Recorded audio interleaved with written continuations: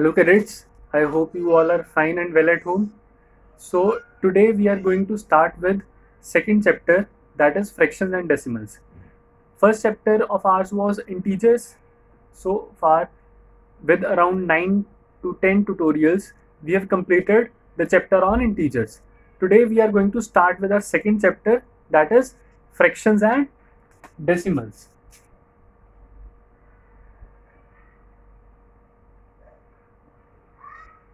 Fractions and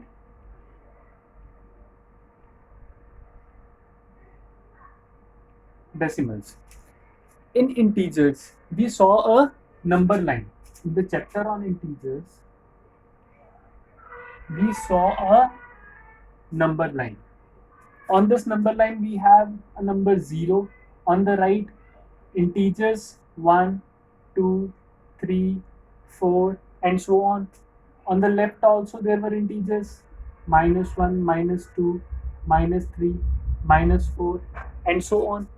But as I told you that on a number line, every point represents one number. Here, these are whole numbers. These are negative numbers, and this is included in whole numbers. Now, if I say, is there any number between this 0 and 1?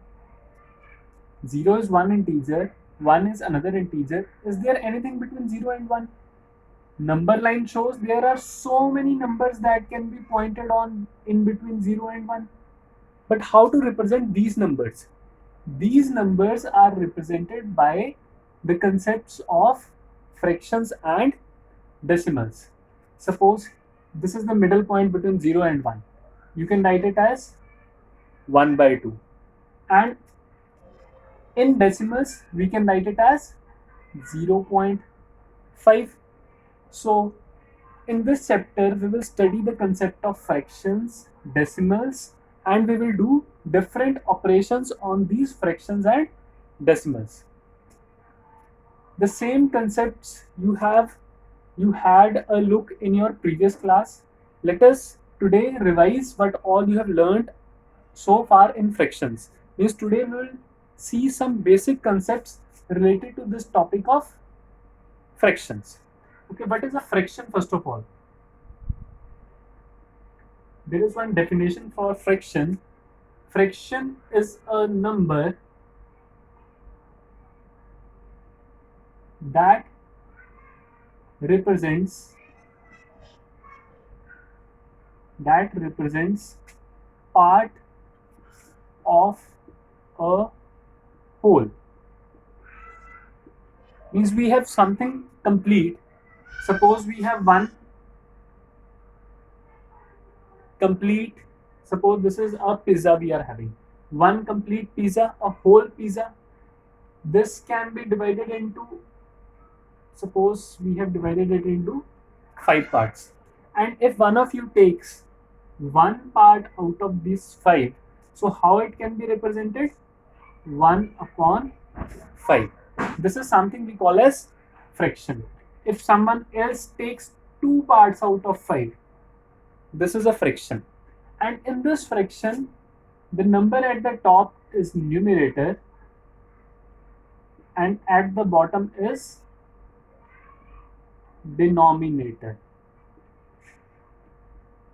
Numerator and denominator separated by a line that is called vinculum. So numerator and denominator are separated by a line. Denominator represents how many parts are there of a whole. This is one complete thing. It is divided into how many parts? That is represented by a denominator. One pizza divided into how many parts? 5 parts. So denominator represents how many parts one complete whole has been divided into. And this represents, numerator represents how many parts you have considered out of this whole. This whole pizza divided into 5 parts. Here you considered, or the person ate 1 part. Here the person ate 2 parts. So 1 out of 5, 2 out of 5. So in this way, this is something we call as a fraction. And for a better understanding, fractions can be divided into different types.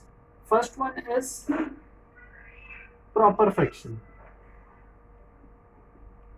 The fraction that we have just discussed is a proper fraction, in which denominator represents how many parts of whole and numerator represents how many parts out of that whole are considered. Means out of this only we are considering some parts. Out of these 5 parts we are considering some parts. Means numerator is always less than denominator. And if you want to quote some examples for proper fraction, you can write anything 2 upon 7, 7 parts, one pizza divided into 7 parts. How many we have considered? 2. One pizza divided into 9 parts. How many parts we have considered? 4. One pizza or one apple divided into 5 parts. How many parts we have considered? 3. So in this way, this is something we call as proper fraction. Then there is one more thing that is called improper fraction. In an improper fraction, numerator is more than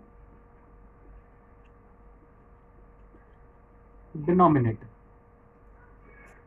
We had one pizza. Suppose we are having now, okay, let us take example of some apples. Suppose we are having 5 apples.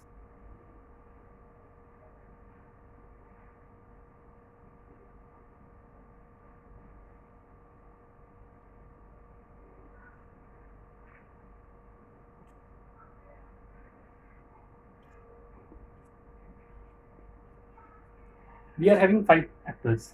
These 5 apples, I want to distribute it among 4 students. So how it can be represented? 5 apples to be distributed, divided among 4. So we can write it as 5 upon 4. So this is something we have got an improper fraction. Other way around, how we can see it? It can also be seen as a mixed fraction. How? This 5 upon 4. How you can, okay, if you are having these 5 apples, how you can divide among 4 students? First of all, you will say, okay, we each of us will take one apple. Then 1 apple is remaining. Let us divide it into 4 equal parts. So 1 complete apple everyone will have, and 1 part out of 4. So this is something 5 upon 4 equal to. And this fraction is called as mixed fraction. Why?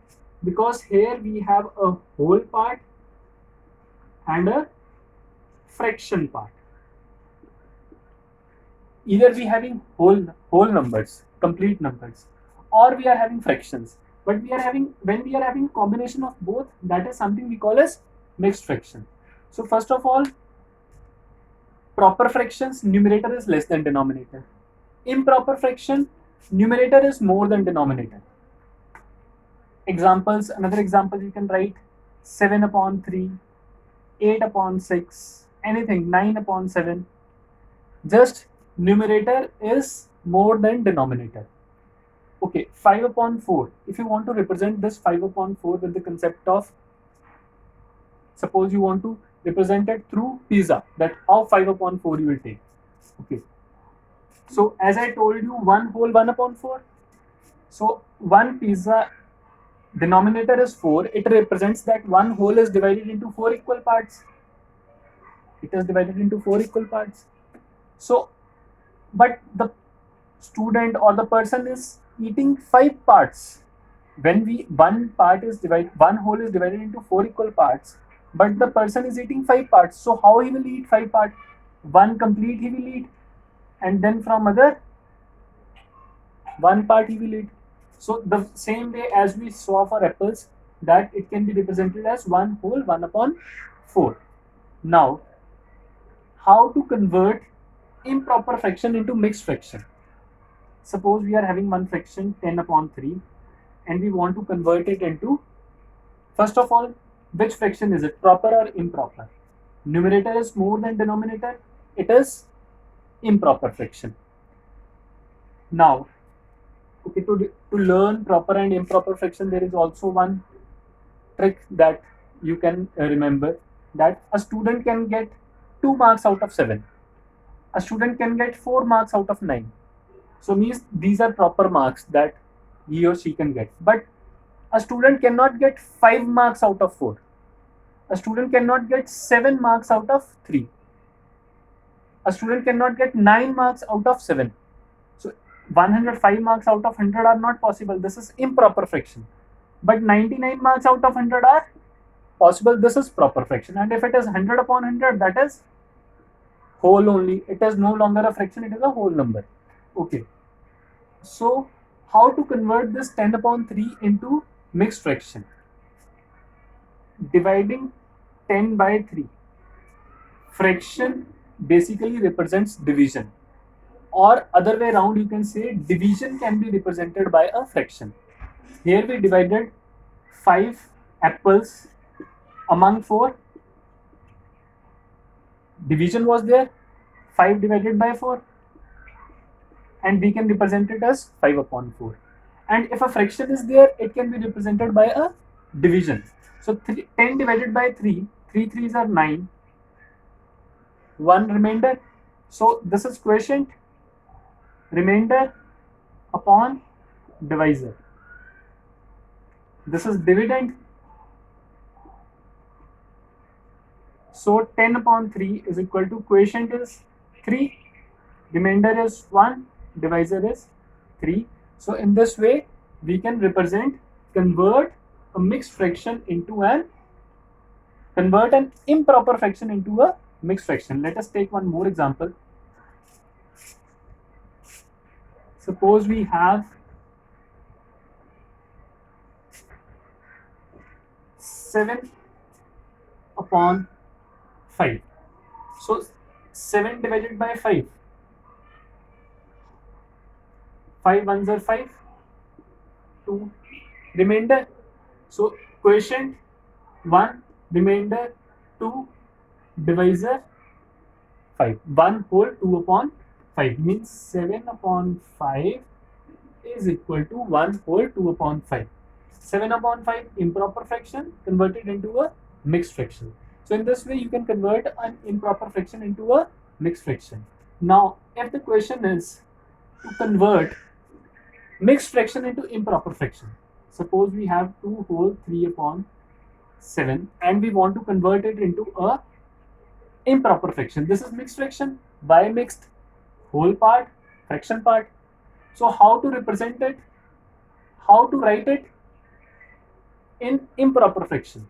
What we will do, we'll multiply 7 and 2 plus 3 denominator into whole part plus numerator upon denominator. Or we can say this is in the form of quotient, remainder upon divisor, divisor into quotient plus remainder upon divisor. Means these two will be multiplied and 3 will be added to it. So denominator over here was 7 into 2, 3 will be added plus 3, denominator is 7, 7 into 2 14 plus 3 upon 7. First of all multiply then add, 14 plus 3 17 upon 7. So 2 whole 3 upon 7 comes out to be equal to 17 upon 7. So this is what a fraction is, what are proper, improper and mixed fractions. Now let us further see some more concept related to this topic.